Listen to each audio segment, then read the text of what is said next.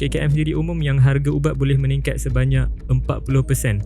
Di manakah keupayaan kita untuk mengeluarkan ubat kita sendiri? Farmasi pun dia mengimport. Apa alternatif kita daripada ubat yang dikeluarkan oleh syarikat-syarikat daripada barat? Kita ada alternatif lain. Ada yang kata kerajaan patut campur tangan dalam isu mengawal harga ubat di farmasi contohnya.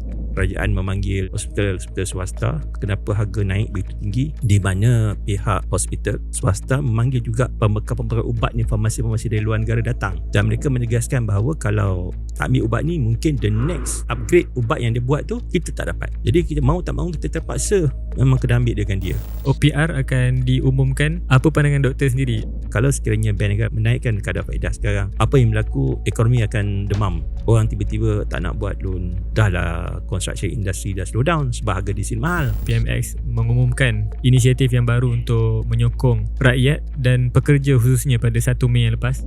Satu statistik yang bagi saya merisaukan juga, dalam 17 juta tenaga kerja, yang paling tinggi peratusannya naik meningkat adalah mereka yang bekerja sendiri. Adakah itu satu benda yang bagus untuk ekonomi negara?